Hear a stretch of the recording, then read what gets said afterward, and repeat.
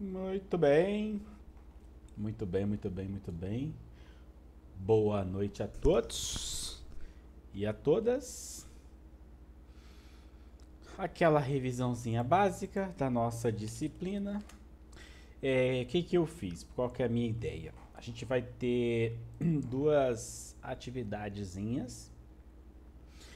O primeiro momento é essa atividade aqui, tá?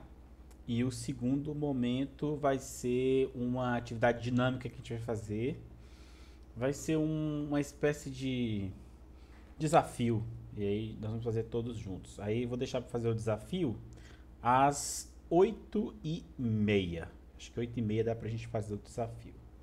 8h30, vamos botar 8h40. 8h40 a gente faz o desafio. Agora eu vou só repassar os pontos que a gente precisa para a nossa provitia. Nossa provitia. Tá? Então eu vou pegar até aqui. Eu vou pegar a própria prova. Vou pegar a prova, meu, olhar aqui na cara da prova. Pra não esquecer nada. Ai, professor, mostra a prova. Hum, vamos lá.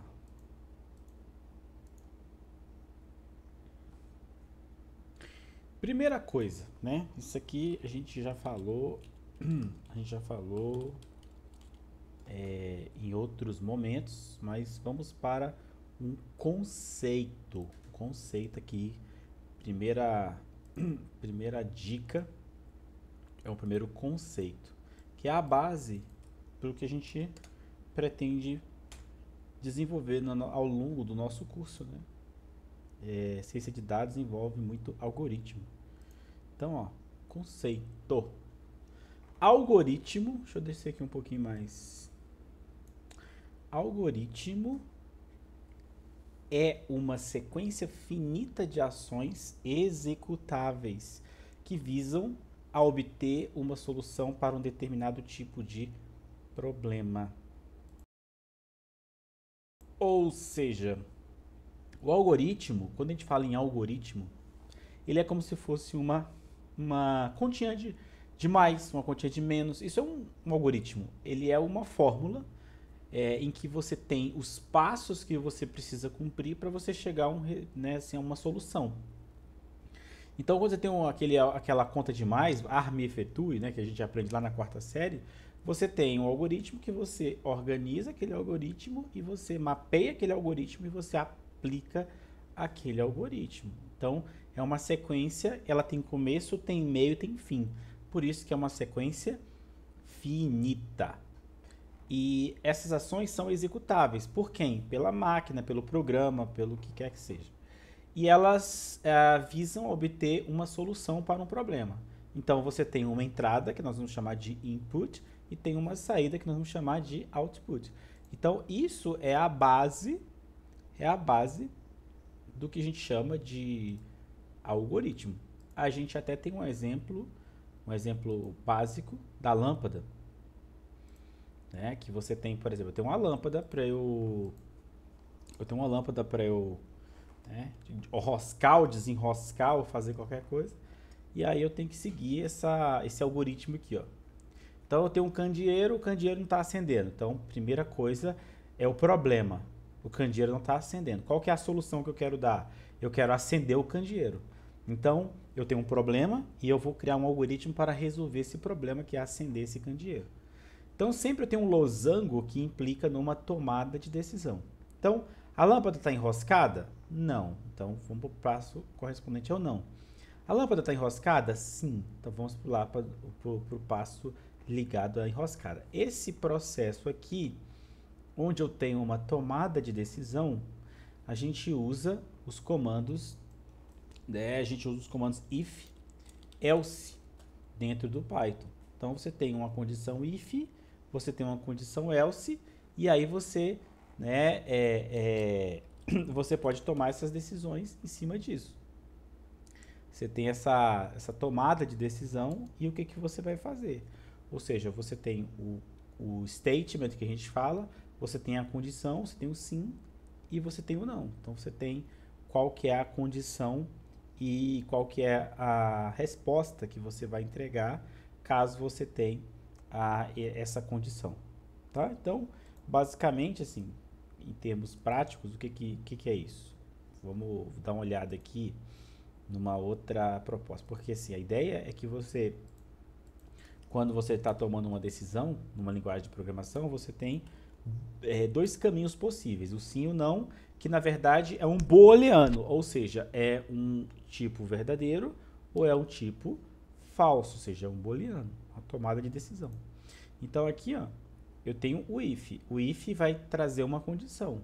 Se o x for maior que zero, aí eu tenho uma condição que eu vou tomar caso seja falsa, e eu tenho o bloco de código que eu vou tomar caso seja verdadeiro. Então assim, a gente tem que seguir essa lógica que está apresentada nessa nossa proposta. Ou seja, eu tenho uma condição e eu tenho o meu if e eu tenho o meu else. Então eu tenho que respeitar essa condição. Lógico que tudo isso depende, né? Depende da gente escrever o código, seja numa função, seja diretamente lá, mas você tem que respeitar esse statement, né? Que é esse carinha aqui, né? Olha lá, meu if statement. O if aqui primeiro, ó, traz a condição. Essa condição, ela vai abrir um bloco aqui pra gente, que é o bloco caso seja verdadeiro, e vai trazer um bloco caso seja falso, que é o nosso else. Então, é isso que a gente precisa fazer. Vamos pegar o nosso Visual Studio Code. Vamos pegar o nosso carinha aqui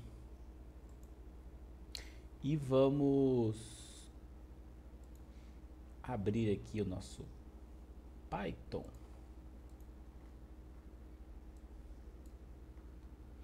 Em cima dele nós vamos fazer aqui um trabalho. Vamos lá, fechar isso aqui, isso é para lá. Python, vamos lá. Vou criar, a gente tem o nosso speak para teste, né? Os nossos arquivos aqui. Vou criar um arquivo, ou vou pegar o main.py, só para a gente trabalhar alguns comandos. Já existe, já tem, né? Então vou pegar esse aqui. Ó, aqui era para verificar se o usuário está em branco ou se o usuário está logado, né? Vamos fazer um código diferente. Vou colocar aqui assim, ó, x, ele vale 12, é o valor de x. If, vamos lá, if x menor que 15, aí eu tenho a minha condição. Então qual que é a condição? Se o x menor que 15. Eu posso fazer assim também? Posso optar por fazer assim também?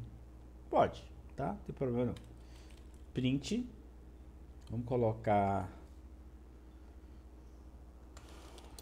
o número é menor que 15. E o else, ou seja, caso, né, não tenha outra situação, eu coloco o else. Print, o número é maior que 15. E aí, eu vou colocar aqui um outro print aqui fora, e vou chamar esse print de tchau. Bye bye. Bem, vamos entender aqui o que está rolando aqui. Deixa eu aumentar aqui só um pouquinho. Eu declarei uma variável x chamada 12, tá? O Python, ele tem um sistema de declaração. A gente fala que o Python é uma linguagem do tipo tipada, né? O Python, ele é tipado. O que significa isso? Uma linguagem tipada significa que ela usa o que a gente chama de type. A gente até pode aplicar o que a gente chama de type hint, tá? Mas o que é uma linguagem tipada? Uma tipagem, tá? A tipagem é quando você declara um atributo, seja uma variável, qualquer outra coisa, você já dizer qual que é o tipo dela. Então, algumas linguagens, como o Java, por exemplo, você declara a variável e você tem que dizer o tipo de dado dessa variável, se é inteiro, se ele é decimal, se ele é string. Então, você declara esse valor. No nosso caso, no nosso casito, a gente tem que declarar qual que é esse tipo, mas não precisa ser uma declaração explícita. Essa declaração pode não ocorrer. Então, a gente fala que quando você tem a tipagem, ele usa um sistema dinâmico de tipagem. Ele olha para o valor e fala assim, ah, tá, então se o valor é 12 e eu tenho um número aqui, então essa variável é do tipo número. Mas se eu colocasse aqui, ó, x igual a 12.0, ele já vai transformar isso num float. Se eu colocasse aqui x igual a oi, já transformou isso numa string. Se eu colocasse x igual a true, já transformou num booleano. Então, esse tipo de dado, na verdade, ele vai trazendo... Se eu colocar aqui assim, ó, print... Vou colocar assim, vou fazer em todos.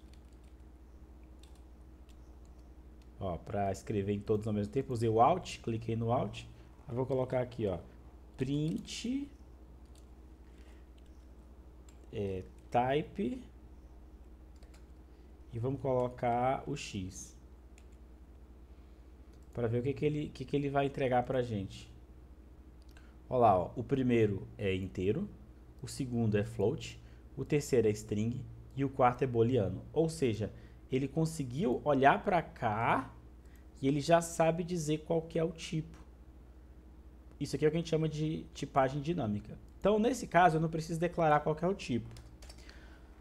Porém, esse tipo que está aqui, ele vai ser calculado. Então, aqui, por exemplo, se o x for menor do que 15, então aqui eu tenho um sinal de desigualdade, que é um sinal de comparação. Se for menor do que 15, então eu sei que eu tenho uma condição aqui, um bloco if e um bloco else, eu tenho uma decisão. Esse print aqui, ele vai executar assim que acabar esse bloco if e else. Ele já vai lá e roda o print bye bye. Né? Vai rodar o bye bye lá do NSYNC. Para quem gosta, né, da música antiga. Beleza? Então eu tenho essa condição que a gente chama de if else. Então a gente já tem essa condição já marcando pra gente.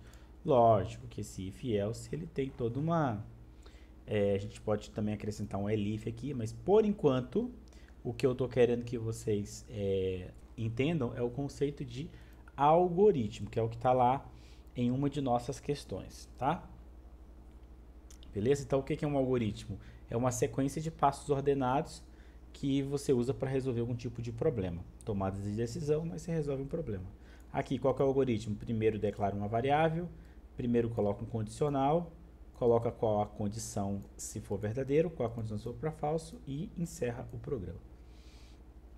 Tá? E aí a gente vai para os chamados tipos de dados, que é outra situação. É outra questão que eu tenho para vocês aí, e é importante vocês ficarem atentos aos tipos de dados também. Quais são os tipos de dados que a gente tem? Vamos compartilhar aqui com vocês aqui os tipos de dados.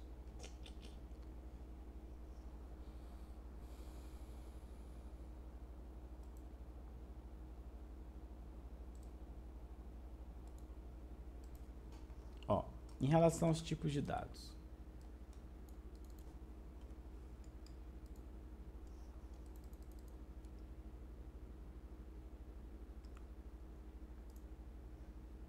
Deixa eu sair da frente aqui. Então nós temos os tipos de dados, eles podem ser literais, né? Então nesse caso eu estou falando de texto, tá? Ele pode ser caractere, que no caso são letras, uma letra na verdade só. E eu posso ter também uma string, que na verdade é uma corrente, é um conjunto, é um conjunto. Então eu tenho esses vários conjuntos aí. E eu posso ter os tipos, né, no caso, os tipos de dados, eles podem ser também numéricos. Ter número inteiro, número real, número complexo, tá? Mas assim, para facilitar a nossa vida, tá? Quais são os tipos de dados que a gente tem no Python? Quais são os tipos de dados que a gente tem? Vamos pegar esses aqui como exemplo e vamos escrever aqui os tipos de dados. Vou criar aqui um arquivo. Vou criar um arquivo chamado tipos dados.py.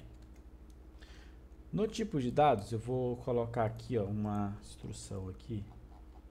Vamos lá. Então, inteiro. O que é um tipo de dado inteiro?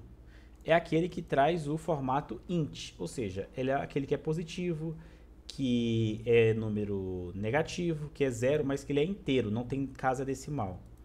Então aqui, ó, uma idade igual a 30, temperatura igual a -5. Apesar de ser negativo, ele é um número inteiro. Então aqui na tipagem dinâmica do Python, ele já vai chamar isso aqui de int. Tá? Se eu pedir para rodar, se eu pedir um print aqui, ó, e pedir o tipo, ele vai dizer que isso aqui é inteiro. Aí nós temos o ponto flutuante, que é o float, que basicamente é o número decimal. Só que no Python, tá? É ponto, não é vírgula. Então, a altura 1,75. Então, a tipagem dinâmica vai chamar 1,75. 70,5, mesma coisa. Então, qualquer valor que seja decimal já vai ser armazenado como float. Ah, mas eu queria colocar decimal e tá só 10. Como é que eu faço? 10.0. As strings. Não tem caractere no Python, ele já acha as strings direto. Então aqui, por exemplo, ó, nome, Homes.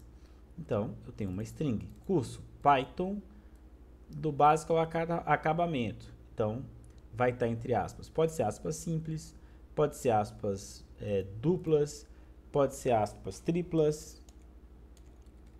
Tá? Posso usar aspas triplas sem problema nenhum. Tá? Você pode até dar, por exemplo, vamos dizer que eu usei aspas triplas. E aí eu vou colocar aqui, ó, o professor, aí dou espaço. Aí eu vou colocar aqui Homes, dá um espaço, dá um espaço, muito, espaço, legal. Autoestima lá em cima. Aí, quando eu executar aqui, ó, esse meu código, ele vai aqui em algum dado momento aqui, ó. Cadê o meu texto? Ele transformou esse meu texto no quê? Num comentário. Se eu colocasse aspas duplas, ele já vai reclamar, tá vendo? Então eu tenho que colocar como 3 para ele entender isso aqui como um texto dinâmico. E aí eu poderia pedir aqui, ó, print nome,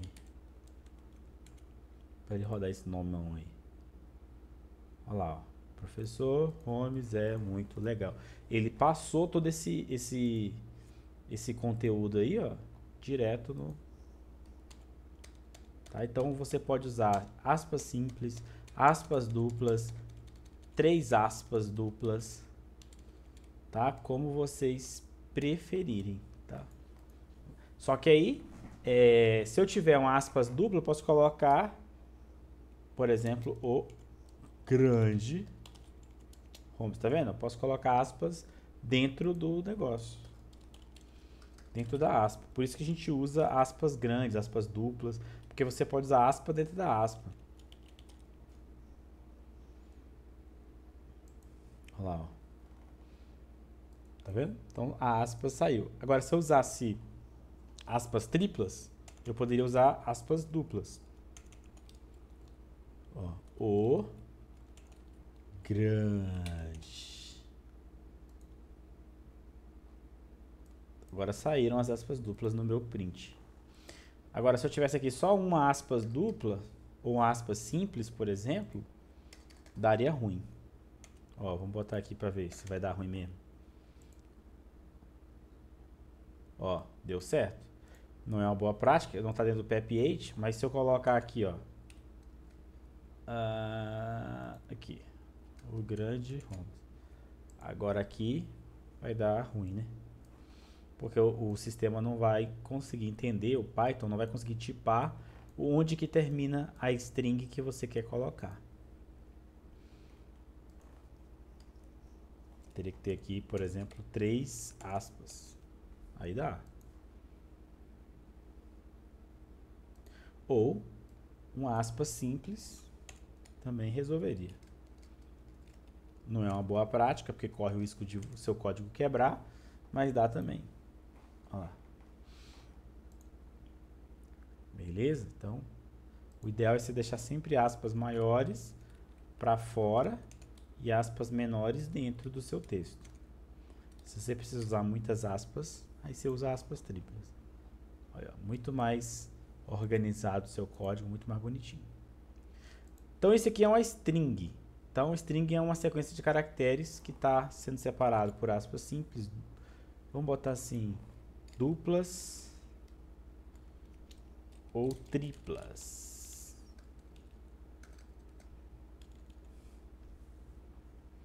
Booleano. O booleano, na verdade, ele corresponde aos valores lógicos.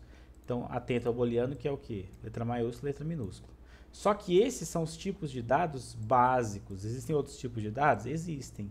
Existem as coleções, que são essas carinhas aqui, ó. Quais são as coleções que tem? Vamos lembrar aqui, lista. Então, a lista, qual que é a característica da lista? Eu tenho elementos, mas eu posso colocar, posso tirar, mas ela é uma sequência, uma coleção, que apesar de ser mutável, ela é ordenada. Por exemplo, se eu falar assim, eu tenho um conjunto de pessoas que estudaram para a prova. Importa se você é o primeiro ou o último desse conjunto? Não importa, tanto faz.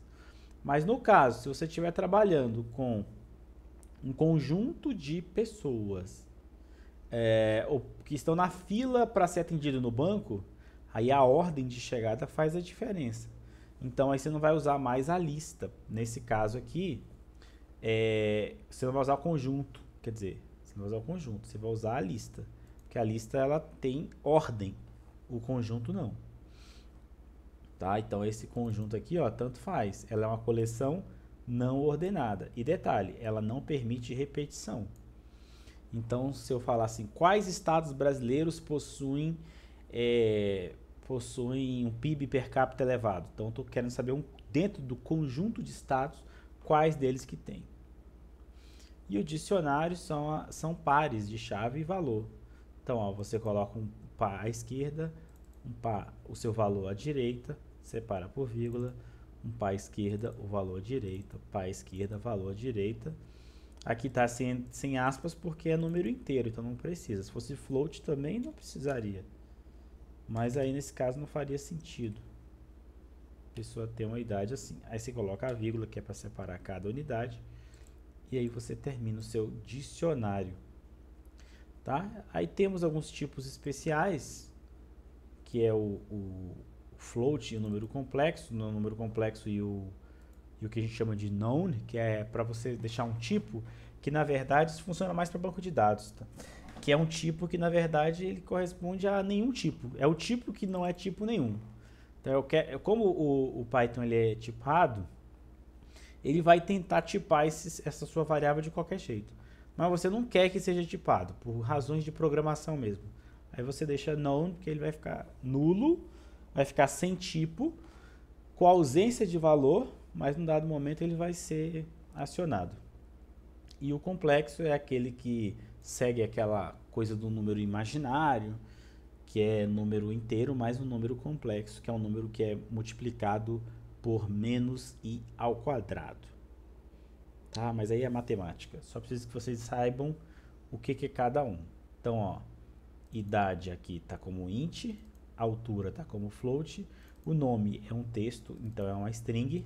Se esse aluno está ativo ou não no sistema, é um booleano, porque vai retornar verdadeiro ou falso, 1 ou 0. Então, concorrente significa verdadeiro, sem corrente significa falso. Coordenadas. As coordenadas, vamos subir aqui. As coordenadas ou vetores, elas vão formar uma tupla. O que é a tupla? É uma coleção ordenada, ou seja, tenho vários dados reunidos de maneira organizada, ordenada, mas eles não permitem a mudança. Então eu poderia colocar aqui dias da semana. Dias da semana. Aí é uma tupla, porque não vai mudar os dias da semana. Então segunda, terça, terça, quarta e por aí vai. Essa minha tupla aqui viajou. Ó. Segunda, terça e quarta. Então segunda, terça e quarta é a minha tuplitas aí. E o que acontece com essa tupla?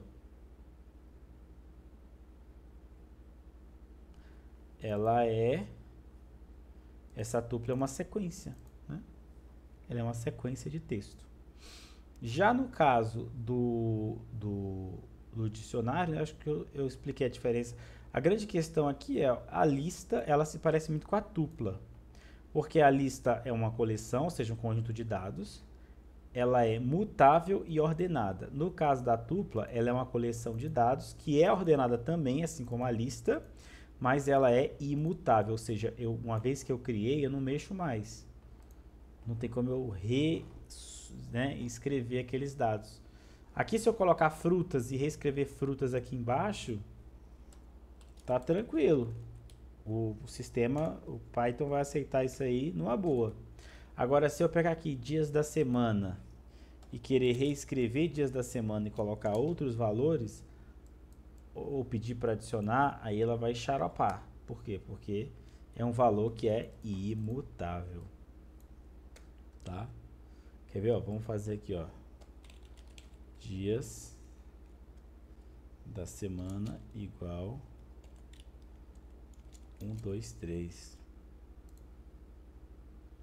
Ele reescreveu, né? A minha tupla. Agora vamos dizer que eu queira adicionar um elemento para essa daí. Então eu vou pedir, por exemplo, o append, né? Vou pegar dias da semana, append 4. O que ele vai dizer? Ó? Tupla, objeto, não tem atributo append, ou seja, não tem como eu acrescentar. Não existe essa possibilidade. Então, pega a visão. Aqui ele permite que eu reaplique um novo valor. Então, por exemplo, agora, dia da semana agora não vai ser mais uma tupla, vai ser o número 12. Beleza? Você reescreveu a tupla. Não é que ela é, digamos assim, invariável. Você não pode mexer nessa lista aqui, nessa coleção. Você pode reescrever tudo, mas a coleção você não mexe. Maravilha. Então, além disso, tem números que podem estar dentro de um conjunto, o aluno que está dentro de um dicionário, trazendo aí os dados desse aluno, ó, nome João, idade de 55, curso de engenharia. E eu tenho os tipos especiais aí, né, que é o non-type, que é para quando eu quero que nada seja armazenado, e o número complexo, que é aquela sequência de números em formato complexo. Então esse aí é o segundo ponto aí que está lá na nossa provita. Então você vai só olhar e vai responder com base nisso, né? Aí, um outro importante é a gente saber a questão do print. O print é importante no Python. Então, vamos falar sobre esse formato print e tudo que ele traz, né? Todos os elementos do print, o que a gente chama de propriedades, né? As properties do danado do... Cadê?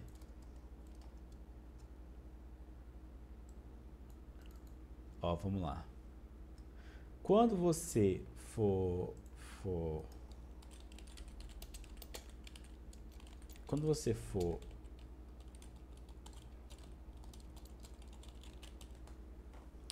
vamos pegar aqui. Deixa eu ver como é que tá na prova.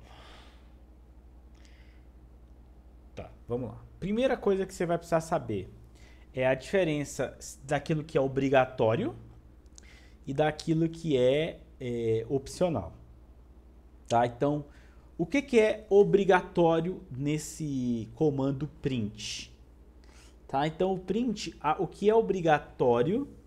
Primeira coisa que é obrigatório é o nosso objeto. O objeto é obrigatório. Então, vai imprimir o quê? Vai imprimir um texto. Qual? Olá mundo. Então, o print ele tem esse obrigatório. O primeiro aqui são os objetos. Você pode colocar quantos você quiser. Você pode colocar 1, pode colocar 2, pode colocar 3, pode ser 4. Então aqui eu posso colocar strings, posso colocar variáveis, posso colocar constantes, posso colocar absolutamente o que eu quiser. E eu posso também, né, nesse contexto aqui, usar separadores. Aí o separador, ele não é obrigatório você colocar. Mas se você não colocar nada, ele vai usar o padrão. Que o padrão é o quê? Tá aqui embaixo, ó, é o espaço. Então, se eu usar o CEP de separador, ele é opcional. Mas se eu não colocar, ele vai usar o espaço como o separador oficial. Ao final, o end, quando terminar de jogar todos os objetos, vai sair o quê? Vai sair, por padrão, um /n, que é uma nova linha. Mas se eu quiser, né, mudar esse parâmetro, aí eu posso mudar o que eu quiser. Mas usou o end lá no final, ele é opcional. Mas vai cair exatamente se for... se você não usar nada, o padrão é /n gerar uma nova linha. Por isso, quando a gente faz o print, ele já joga para a próxima linha, né? O file é a saída. Você usa o file também para especificar o arquivo a ser preenchido com esse conteúdo.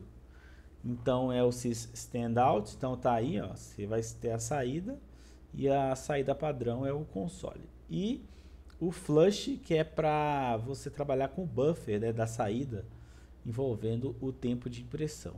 Então, no final, o flush ele acaba sendo opcional, né? Ele é um valor booleano, verdadeiro ou falso, e ele vai explicar se a saída vai ser, né, nesse caso aqui, vai ser liberada ou se ela vai ser armazenada dentro do buffer. Então, a gente pode dizer em relação ao flush, que é justamente essa condição, que ao final você tem a saída. Tá? Então, qual que é o padrão do flush? É o falso, que significa o quê? O Python vai armazenar a saída no buffer e vai mostrar depois. Então, isso aí é quase que imperceptível porque é muito rápido, né? Mas assim, se você prestar atenção, às vezes o print dá uma travada, que é justamente isso. O tempo em que ele armazena a saída no buffer e depois que ele mostra no terminal. Então, por padrão, é falso. E se você colocar true, ele vai forçar a saída imediata. Então, ele vai ignorar o buffer. Vai pegar e vai passar direto e não vai estar nem para o buffer. O buffer é carregar justamente, renderizar esse conteúdo. Então, para que serve o uso do flush como true? Já que eu não preciso escrever nada se meu flush for falso. Ele vai servir para programas que precisam atualizar o console meio que em tempo real. Digamos que você vai fazer um relógio, a gente até fez, né? Um conta-giro. Então você vai precisar usar o flush para fazer essa limpeza. Então por isso que a gente usa essa conversão. Pois bem, então é isso que vai estar lá na Provita também. 836, deixa eu ver a outra. Aí nós temos alguns operadores dentro do Python que também são importantes. O que os operadores fazem? As operações, né? Então, assim como a gente tem os tipos de dados, nós também temos os operadores. E aí, os operadores, eles têm uma condição. Deixa eu abrir aqui para vocês os operadores do Python. Porque tem vários tipos, né? Tem os operadores aritméticos, os relacionais, os lógicos, os em campos de bits e os de declaração. Então tem toda essa galera aí.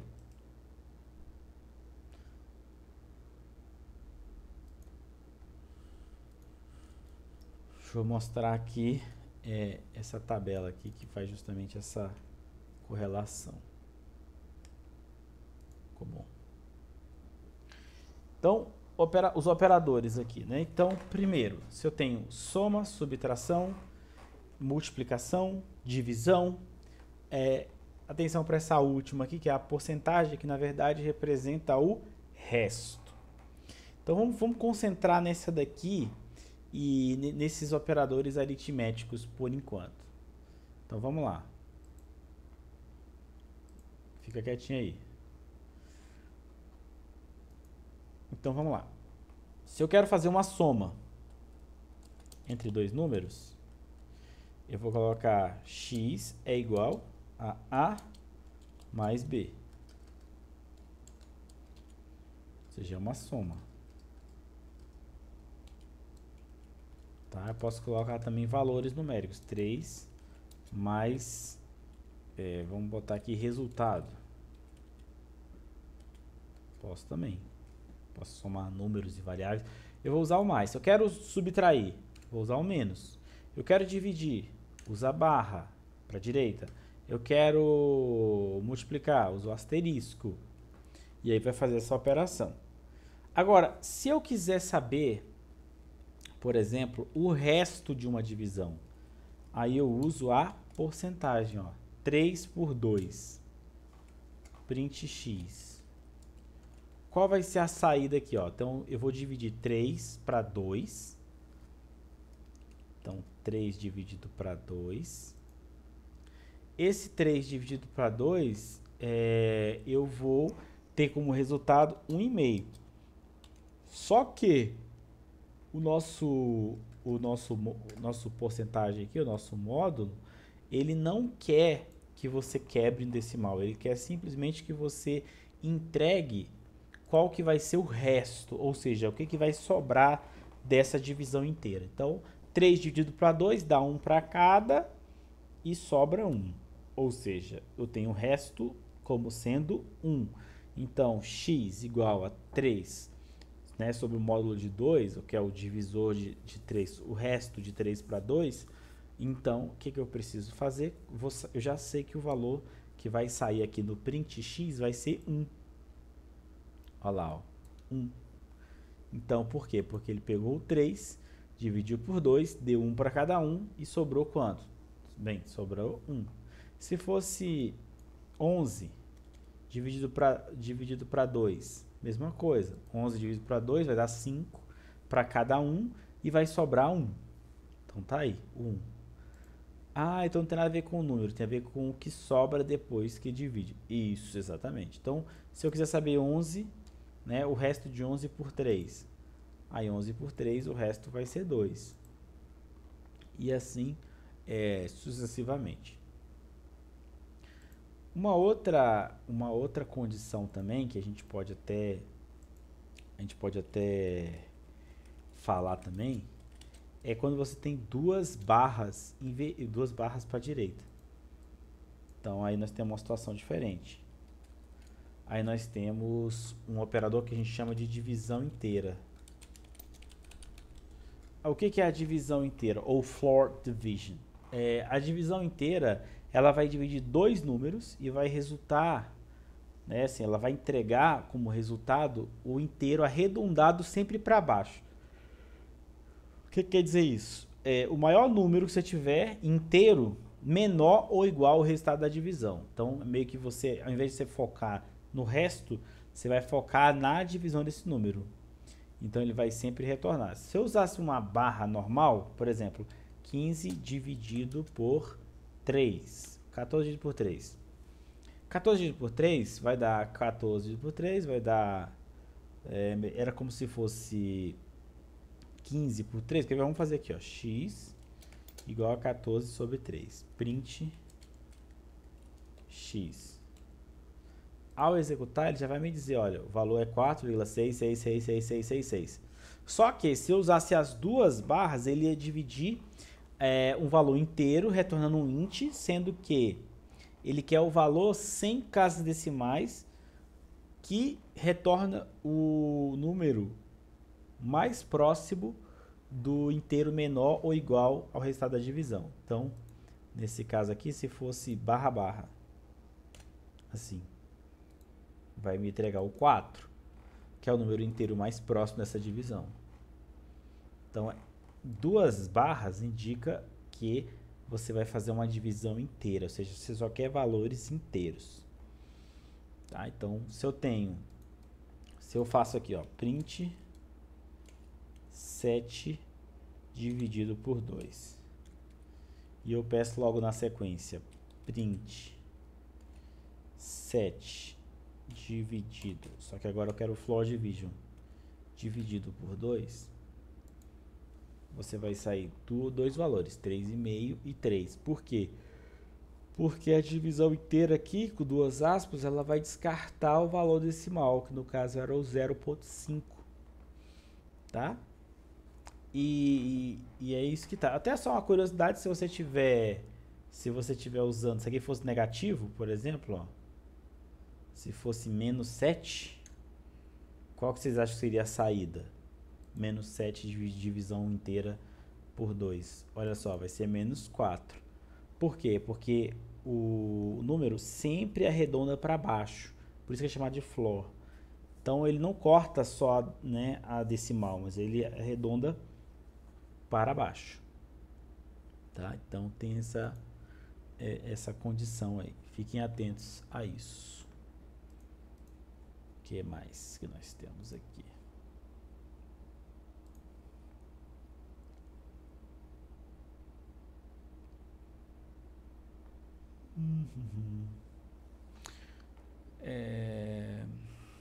Tá, coleções eu já falei.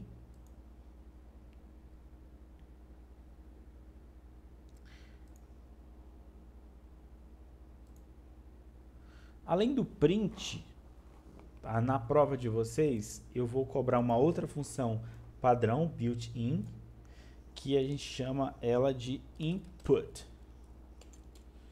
Qual que é a condição do input? Ó, se a gente olhar aqui, ó, ele é uma função chamada input, que você passa um prompt, que é um objeto, que na verdade é um texto, uma string, e ele retorna como string aqui ao final. Então, se eu colocar aqui, ó, input, qual é o seu nome? Esse objeto que está aqui é apenas um objeto de declaração, ele não serve para nada, mas você precisa ou não desse objeto a depender da forma que você for fazer. Se eu colocar só assim, ó, input, ó, ele abriu aqui para eu escrever, ele me deu essa possibilidade. Então eu posso deixar em branco? Pode. Esse objeto aqui não é obrigatório.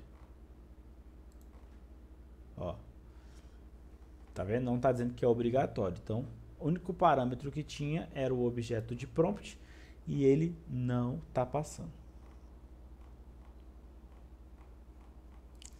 Que mais? Que tá ok?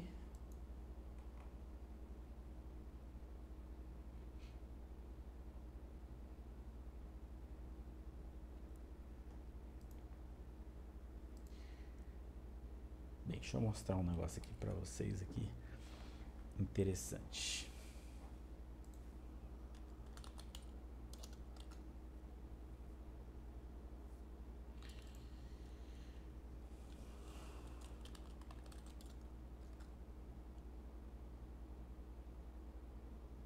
Ó, vou mostrar aqui do hashtag da programação. Eu acho que isso aqui é interessante aqui. Deixa eu mostrar aqui para vocês.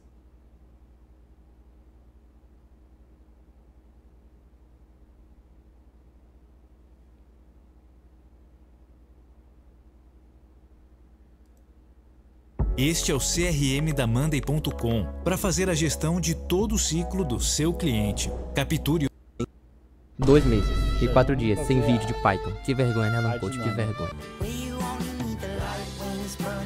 Personalizadas. Eu tô aqui com o meu VS. Ó, vou compartilhar aqui com vocês aqui. Depois eu vou deixar o vídeo disponível para vocês. Vamos fazer um react desse vídeo aqui.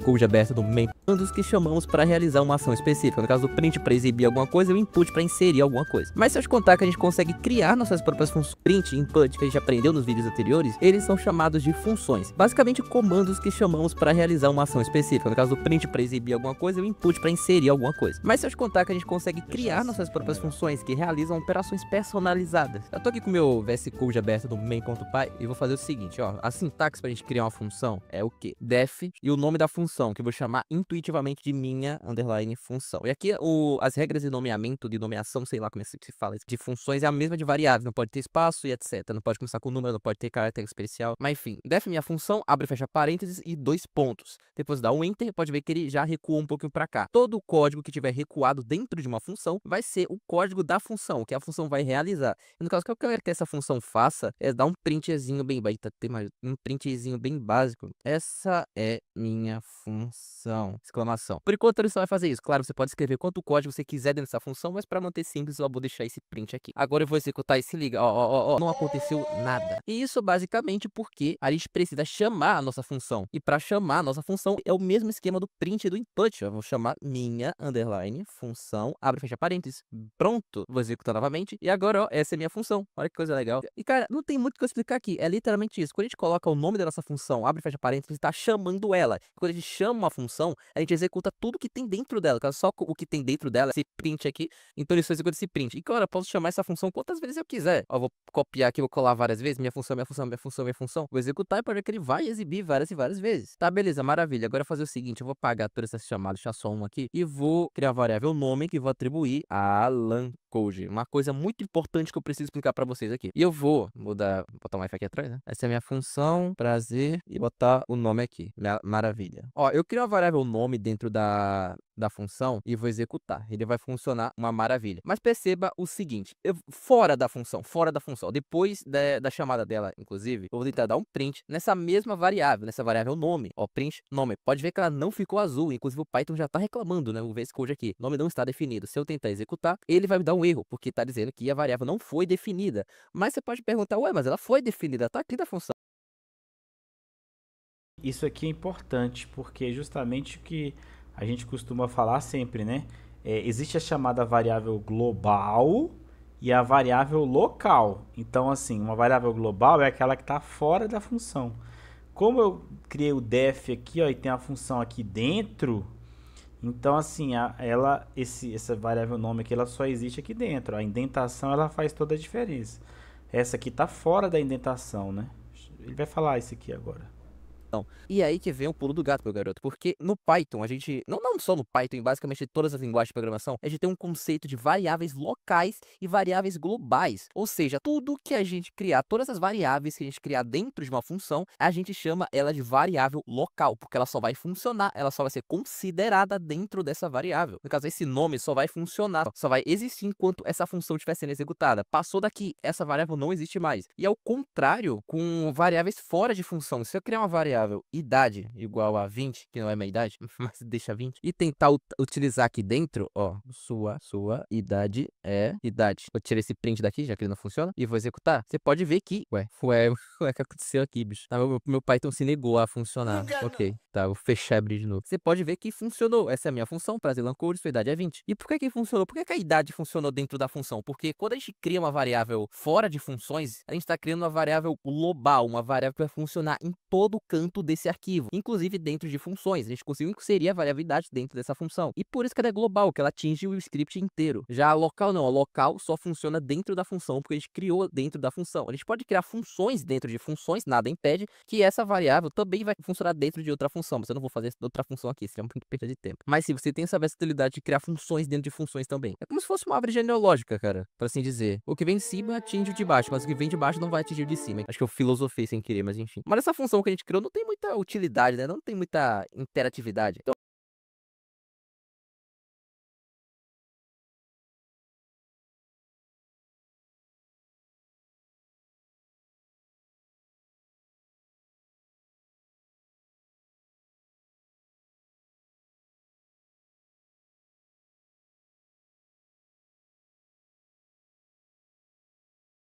vamos fazer o seguinte, eu vou apagar não, só comentar. Ixi, eu falei e meu microfone estava fechado. Então, o que eu falei, na nossa prova vai cair o quê? Vai cair a declaração da função, né? E a correlação dela. Então, tem que ficar atento à declaração de função, como que a gente declara uma função. E cuidado com as variáveis globais e as variáveis locais. A variável local, ela pertence só ao local da função em que ela se insere. E a variável global, ela serve para todo o código. Aí você pode falar assim, então a melhor prática que tem é usar a variável global para tudo. Errado, né? A melhor prática é você trabalhar com variáveis locais, para você evitar que você tenha uma variável sobrescrita dentro do seu código. Tá. Não, nem comentar, é só pegar a chamada, não faz nada mesmo, tirar essa variabilidade daqui. Vamos criar mais uma função, tf, vou chamar de somar, vai somar. Eu quero criar uma função que ajude a gente a somar números. E o que eu vou fazer aqui é colocar n1 e n2. Abre e fecha parênteses, e eu vou dar um print, f, a soma entre n1 e n2. Aqui, ó, tá vendo? Ele tá passando como parâmetro da função variáveis. Apesar dele não ter declarado essas variáveis, no momento em que ele passa como parâmetro, o que quer que seja colado na chamada da função vai entrar como parâmetro. Aí você fala assim, o que é essa chamada? Quando você não usar o def. Tá usando o def, tá declarando.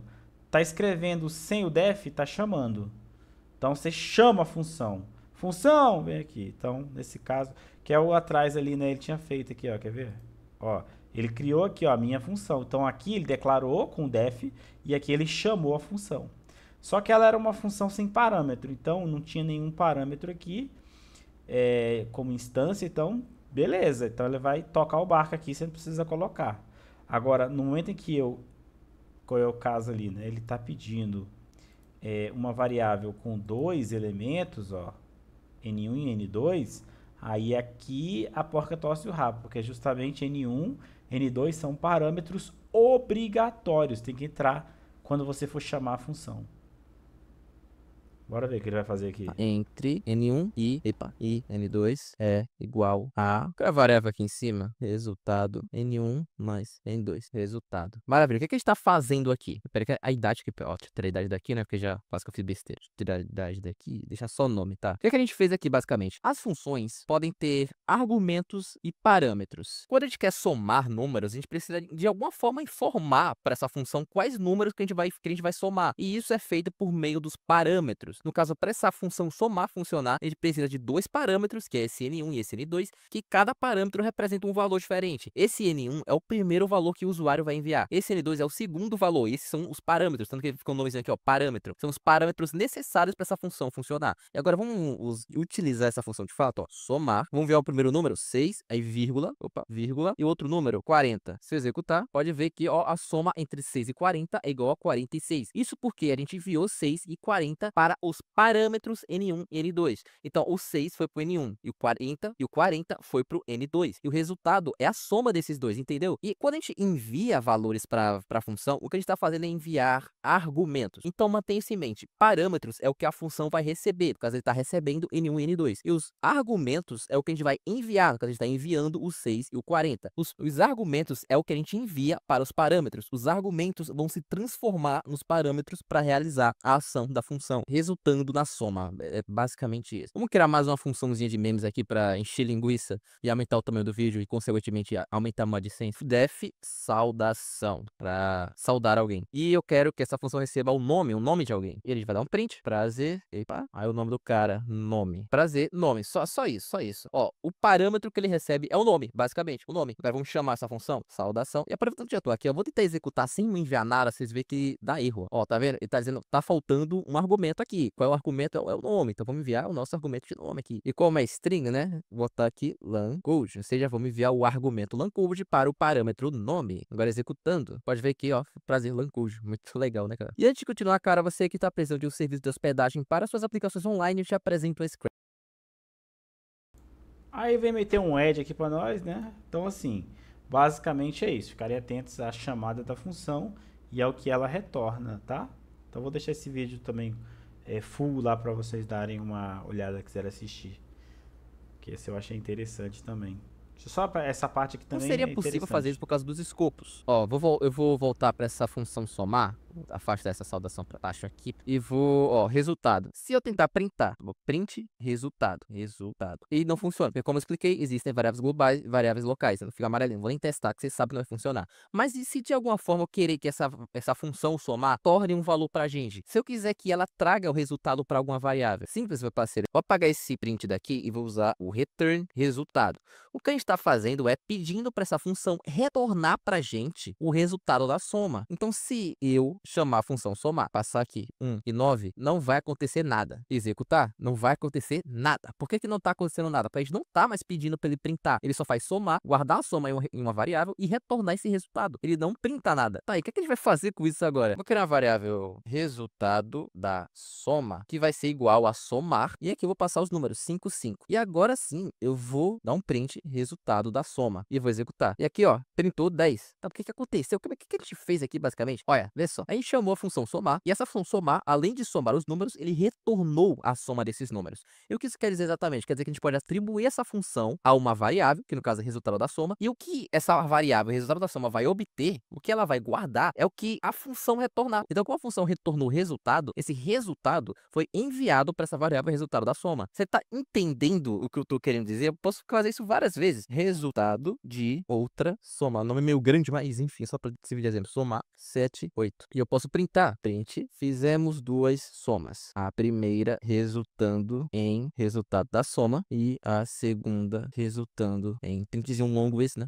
Resultado de outra soma. Se eu executar, ele mostra o resultado. Ó, fizemos duas somas, a primeira resultando em 10 e a segunda resultando em 15. Então é basicamente isso. Os retornos nas funções aplicam o valor dela, do que a gente retornou, para a variável. Vamos fazer mais um exemplozinho desse return, porque isso aqui é tipo de extrema importância para você programar. Então, ó, vou voltar como tá essa saudação aqui, vou criar uma outra função aqui embaixo, def verificar par. Eu quero criar uma função para verificar se um número é par ou ímpar. Vou aqui número, o nosso parâmetro vai ser número, e eu vou fazer o seguinte: se número porcentagem 2 igual a 0, ou seja, se o resto da divisão desse número por 2 for 0, que é basicamente se esse número for par, se esse número for par, return, dá um print, é par. Else, eu vou botar o número aqui, né, mais fácil. Número é ímpar, no caso no else, e aqui em cima, número par, beleza. No caso aqui eu não usei return ainda, eu já vou usar, tá, mas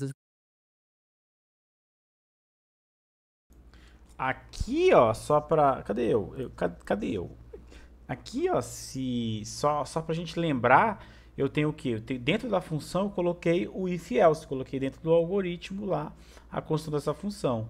E aí ele tá passando o módulo aqui, né? Tá tentando encontrar qual que é o resto da divisão por 2. Só que ele tá pegando esse resto da divisão e tá perguntando, e se for igual a 0? 1 igual é declaração, 2 iguais é suposição, ou seja, condição. Você está avaliando. Então aí está dizendo, olha, o número é par ou o número é ímpar. Então a gente tem essa relação aqui. Ó. Aqui é o segredo da prova. Fazendo isso aqui, a prova vai embora. Deixa eu fazer o seguinte, como eu quero fazer com... eu quero pegar e a gente fazer a atividade. Vamos fazer um breakzinho. Deixa eu só terminar aqui, deixa eu ver. Quero explicar uma coisa pra vocês, ó, verificar par, e vamos ver o número 4, o número 4 é par, então esperado aqui ele retorne 4 é par, se eu botar 5 e executar, ele retorna 5 é ímpar. Ok, e onde é que a gente pode aplicar o return nisso? Vou fazer o seguinte. O return deixa quieto, mas só pra vocês verem justamente isso, né, então assim, ele passou a condição e tá dando a resposta com o parâmetro na variável número, e aqui ele faz toda a lógica em cima da variável número. Maravilha. Vamos fazer um intervalinho. E aí a gente volta. E aí quando a gente voltar, a gente vai fazer a atividade prática. Vai ser... Aí eu preciso todo mundo juntos. Todos juntos. Então, vamos entender que a gente tá aí mais ou menos aí 8h30. Vamos botar 8h45.